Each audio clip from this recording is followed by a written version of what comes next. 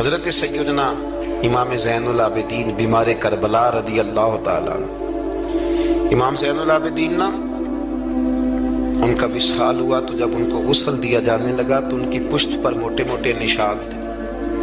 لوگوں نے آپ کے صاحبزادے سے کہا یہ نشان کس بات کے ہیں؟ تو صاحبزادے رو پڑے، فرمانے لگے میرے ابا جی نا رات کو اناج کی بوریاں اپنی پشت پہ رکھ کے غریبوں کے گھروں میں پہنچا کے آیا کرتے۔ تب لوگوں میں تجسس پیدا ہوا کہ صاحبزادے آپ کہاں رہتے تھے؟ تو فرمانے لگے میں کئی دفعہ عرض کرتا تھا کہ مجھے دے دیں، میں دے آتا ہوں، تو فرمایا کرتے تھے پتر اگر تمہیں دوں گا تو پھر اس غریب کا نام بھی بتانا پڑے گا، پھر اس غریب کا نام بھی بتانا پڑے گا، تو میں اسے رسوا نہیں کر سکتا، میرا اس کا اور میرے اللہ کا راز ہے۔ یار کوئی تو نیکی ہو جو چھپی۔ ہمارے ہاں لوگ کہتے ہیں جی پہلے پتہ کرانا ہے بندہ مستحق ہے کہ نہیں، ہے نا جی۔ پہلے میں نے امام شافعی سے بھی ایک بندے نے آ کے کہا تھا، اس نے کہا تھی میرا دل بڑا کرتا ہے سخاوت کروں پر مستحق بندہ کوئی نہیں ملتا۔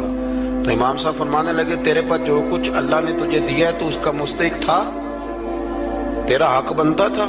وہ چپ کر گیا، کہنے لگے اگر رب کریم نے تیری خوبی کوئی نہیں دیکھی اور تجھے اپنے فضل سے عطا کر دیا تو اللہ کے بندوں کو کیوں ٹٹولتا پھرتا ہے؟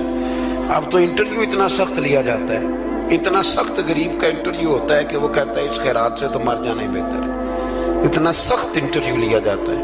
ہم سخت ہو گئے ہمارے مزاجوں میں۔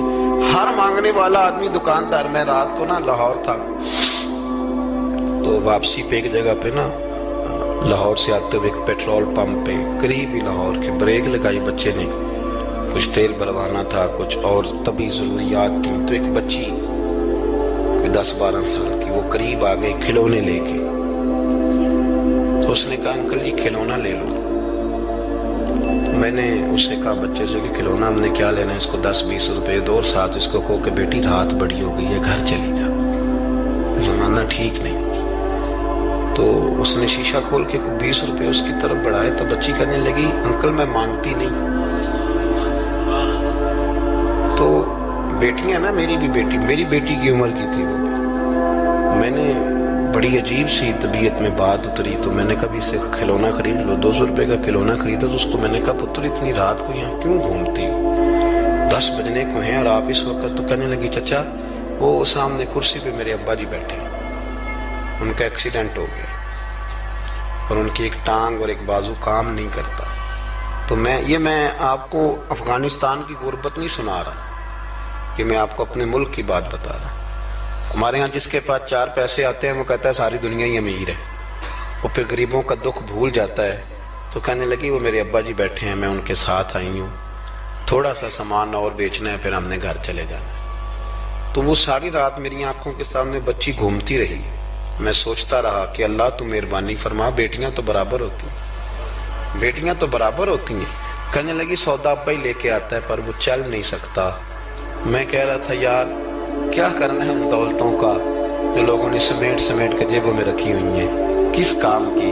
بشرط یہ ہے کہ ہم تو پیسے وہاں لگائیں گے جہاں میچ ہوگا نا کپ کا، اور ہمیں مہمان خصوصی بنایا جائے گا، وہاں ہم پیسہ خرچ کریں گے۔ اور ہمیں جب کبڈی میں بلایا جائے گا کہ چلو صاحب آپ مہمان خصوصی ہیں تو آپ نے اتنے پیسے دینے ہیں، تو وہ ہم دیں گے جہاں فوٹو بازی ہوگی۔ اخلاص، خلوص، للہیت، یہ حسن ہے، اس کو اپنائیے، اللہ ہمیں سمجھنے کی توفیق عطا فرمائے۔ میں مسافر سا آدمی ہوں، ابھی ایک جگہ پہ اور بھی آگے جانا ہے، یہ بھی دعا کریں کہ رات کا وقت ہے کوئی رستہ آسانی سے مل جائے۔ ہم جو پروٹوکول نہ لینے والے بندے ہیں نا انہیں رستہ بھی مشکل سے ملتا ہے۔ پروٹوکول والے ہوں نا جی، جماعتیں ہوں بڑی بڑی، ایک جماعت کا صدر اس کونے میں کھڑا ہے، ایک اگلے محلے میں کھڑا ہے، ایک اگلے میں، پھر ذرا آسان ہو جاتا ہے۔ جگہ جگہ پروٹوکول ہوتا ہے نا، بغیر پروٹوکول کے جب گاڑیاں چلتی ہیں تو پھر اندھیروں میں کھو بھی جاتی ہیں کئی دفعہ۔ اللہ تعالیٰ آپ کو بڑی عزتیں عطا کرے اور بہت ساری برکتیں دے۔ میں دعا کے بعد رخصت لوں گا، کیونکہ جب آپ ملنے کے لیے دوڑتے ہیں تو کئی دفعہ بڑی دقت ہوتی ہے کہ یار لوگ پیار کر رہے تھے کیوں نکل گئے، لیکن آگے بھی کچھ لوگ انتظار کر رہے ہیں۔ اللہ آپ کو سلامتی عطا کرے۔ اللہم صلی علی سیدنا و مولانا محمد عدد ما فی علم اللہ صلاۃ دائمۃ بدوام ملک اللہ۔ اللہ جن لوگوں نے بندوبست کیا ان کی کوشش قبول فرما، جو تشریف لائے انہیں قدم قدم پہ راحتیں عطا فرما۔